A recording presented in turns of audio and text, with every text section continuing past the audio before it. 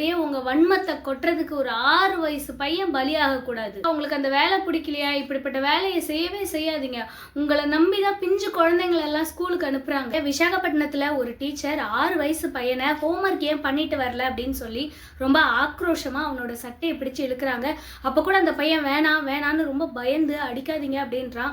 அப்பவும் அவனை கன்னத்துல அடிச்ச ஒரே அடியில அவங்க மேலேயே அவன் சுருண்டு விழுந்து இறந்து போறான். பப்ளிக் சர்வீஸ் டிபார்ட்மெண்ட்ல இருக்கிற எல்லாருக்கும் ஒரு வேலைக்குன்னு நீங்க வந்துட்டீங்க, ஸ்கூலுக்குன்னு வந்துட்டீங்க, ஸ்கூலுக்குள்ள நுழையும் போதே உங்க பிரச்சனைகள் எல்லாத்தையும் நீங்க மூட்டை கட்டி வச்சுட்டு தான் வரணும். அப்படி என்னதான் ஒரு டீச்சருக்கு பிரச்சனை இருக்குன்னா 1008 பிரச்சனைகள் இருக்கலாம். உங்களுக்கு செய்யற வேலை பிடிக்காம இருக்கு, உங்களுக்கு மேல இருக்கிற ஹெட் மாஸ்டர் உங்களுக்கு ஏதாவது ப்ரெஷர் கொடுக்கலாம், பிள்ளைங்களை அதிகமா மார்க் எடுக்க வைங்க அப்படின்னு உங்களுக்கு ஒரு ப்ரெஷர் கொடுக்கலாம், சக டீச்சர்ஸ்குள்ள ஒரு போட்டி பொறாமை இதெல்லாம் இருக்கலாம், உங்க குடும்பத்துல 1008 பிரச்சனை இருக்கலாம், உங்களுக்கு வர வருமானம் ரொம்ப கம்மியா இருக்கலாம், நீங்க படிச்ச படிப்புக்கு ஏத்த வருமானம் இல்லைன்னு நீங்க நினைக்கலாம். அதெல்லாம் தாண்டி நீங்க சம்பாதிக்கிற பணத்தை உங்க வீட்லயே முழுசா எடுத்துக்கலாம்.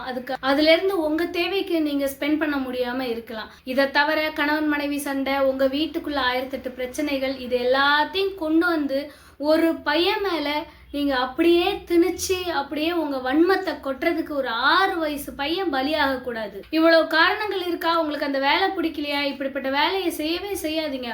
உங்களை நம்பிதான் பிஞ்சு குழந்தைங்களை எல்லாம் ஸ்கூலுக்கு அனுப்புறாங்க. அமைதியையும் ஒழுக்கத்தையும் சொல்லி கொடுக்க வேண்டிய டீச்சரே இவ்வளவு கோவப்பட்டு ஆக்ரோஷமா தாக்குறாங்கன்னா அவங்களோட மொத்த வலிமையும் ஒரு வலிமையே இல்லாத, எதிர்த்து பேச முடியாத பிஞ்சு குழந்தைங்க மேல காட்டுறதுக்கு ரெடி ஆயிட்டாங்க. பொதுவா டீச்சர்ஸ் எல்லாம் அவங்களுக்குள்ள பேசிக்கும் போது கூட என் பிள்ளைங்களாம் அப்படி இல்லப்பா, என் பிள்ளைங்களாம் நல்லா படிக்குங்க, என் பிள்ளைங்க கத்திக்கிட்டே இருக்குதுங்க அப்படின்னு வார்த்தைக்கு வார்த்தை என் பிள்ளைங்கன்னு தான் சொல்லுவாங்க.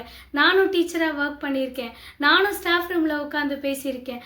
ஆனால் அப்படியெல்லாம் யாரோ 10 பிள்ளைங்களை தான் என் பிள்ளைங்கன்னு சொல்லி பெருமைப்படுவாங்க.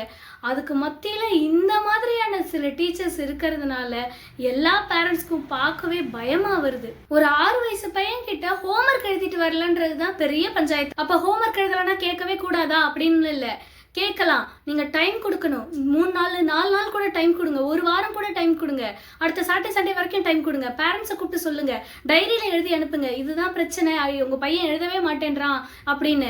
ஒரு பையன் ஸ்கூலுக்கு வந்து ஹோம்ஒர்க் எழுதலைன்னா எவ்வளோ காரணங்கள் இருக்கு தெரியுமா? இன்னைக்கு ஸ்கூல் போகிற பல குழந்தைங்களுக்கு அடிக்கடி சிக்காயிட்டே இருக்காங்க. ஆனால் இதனால் அவங்க அப்பா அம்மாக்குள்ள சண்டையாக இருக்கலாம், குடும்பத்தில் ஏதாவது பிரச்சனையாக இருக்கலாம், இல்லை பையன் போன உடனே தூங்கி இருப்பான், ஏதாவது ஃபங்க்ஷன் போயிருப்பாங்க, அந்த பேரண்ட்ஸே சொல்கிறாங்க நாங்கள் ஒரு சுற்றுலா போயிருந்தோம் அதனால தான் கம்ப்ளீட் பண்ண முடியல அப்படின்னு.